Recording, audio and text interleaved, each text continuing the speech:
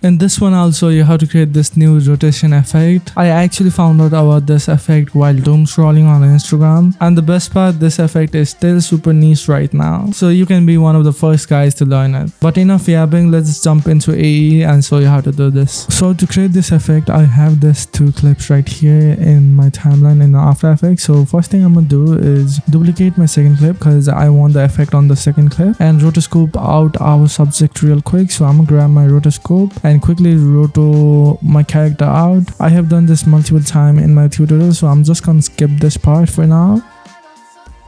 And yeah, for me this rotoscope looks good enough, so I'm just gonna freeze it to lock everything in so we don't have any trouble when we start adding effects and stuff on top of it. Now after the freezing is done, we're gonna name this roto, and we're gonna name this background right here. But first, before we actually add the effect and do the rotation and stuff, we need to shape layer. So for that, I'm gonna select my background and use this class tool right here to make a shape layer. By the way, this is a really handy plugin. I'll link it in the description. This comes with a lot of handy tools that you can use on After Effects, and it fits in this slim bar. Even like graphs, effects, you can set your preset right here to create adjustment layer, all that stuff. So from there I created a shape layer, and I'm going to select this ellipse tool and just make a circle holding shift, something like this. Maybe you can lower down the stroke size, make sure the fill is on null. You can do that with the alt click,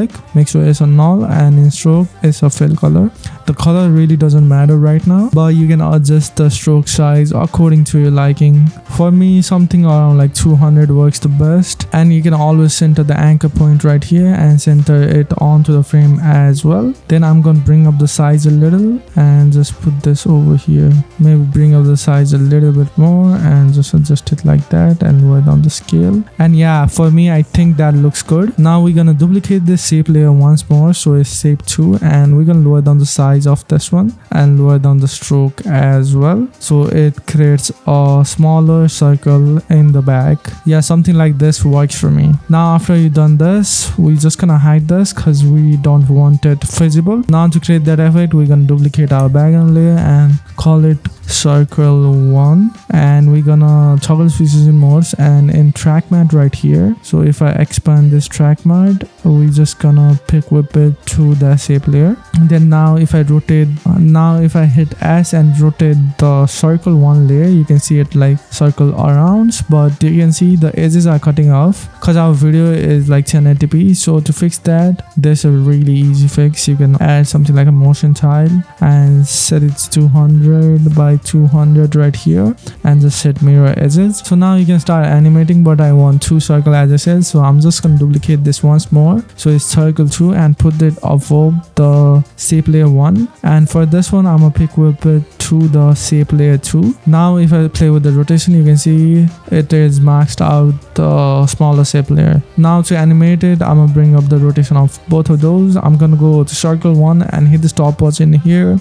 Put this keyframe towards the end, so right over here, and then in the first value, this is the cycles value, so I'm gonna set it to 1, so it does a full 1 lap right there. And also not only 1, I'll bring it up a little bit more so it has a little bit more motion, which I really love. So maybe something like this. And then I'm gonna go over to the graphs. To add the graph, you can use a simple graph editor, but I'm gonna go into my class tool and open up graphs right here and add this graph right here. And what that graph will basically do is make our animation way more smoother, and you can see that is looking good already. Now what we're gonna do is go into circle 2 and hit the stopwatch in there as well and put this to the end. And for this one, we're gonna set this to 1 as well, and don't bring up the end values in this one. And now if I play with the animation, you can see it is looking super smooth. I'm gonna go into here and fix the edges of our roto because it is like showing through and it doesn't look that good. So I'm gonna play with the shift edge to make it more cleaner and maybe lower down the feather and play with the shift A's, and yeah, that looks way cleaner. Now finally what you can do is add a hue and saturation into your background and hit the stopwatch in the color range, put this to the end, and in the first frame we're just gonna lower down the saturation to 0 so our circles like actually pops out. And then if you want to go crazy with this effect, what you can do is add something like an object compensation into your background and just animate that as well. I guess that looks pretty cool as well, but it like totally depends on what you want. So yeah, something like this also looks good, but for now I'm just gonna turn that off because that's not what I'm going for. Now you can see the effect is looking good, but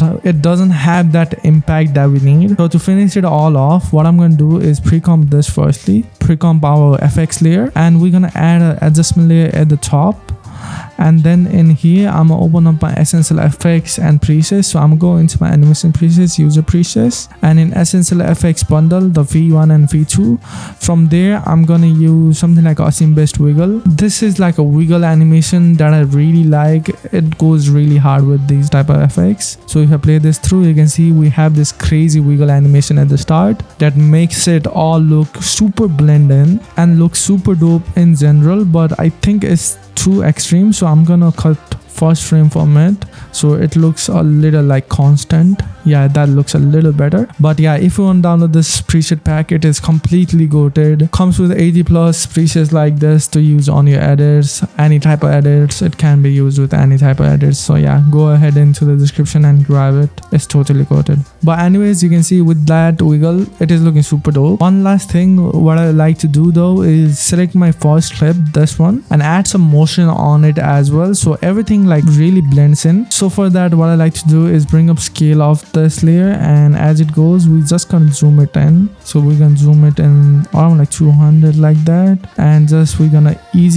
these keyframes, go into the graph, and in value graph we're gonna make a graph like this, a graph like this, so it like actually zooms into our first clip and goes into that wiggle. And I feel like that right there adds a lot of depth to the effect itself. One more thing you can do is go into Essential Effects V2 and add something like a Framer 4 in here and just line it up, maybe around like here, just line it up according to your liking, or something like that, and play that through. It adds some like framer effects which I like, so you can play with that if you, and the framer actually looks super dope. Yeah, I like that. So yeah, go ahead and use your creativity to take this effect to the next level. But if you like this video, please consider the like button, and also please consider subscribing because I keep dropping sauce like these on my channel. So yeah, make sure to check all of those out. And in the screen I'll leave a music video masterclass. It's a 90-minute free masterclass you can go through where I'll teach you how to edit music video like a pro. So if that's interesting to you, you can check that out as well. But I'm gonna see you on the next one. Peace.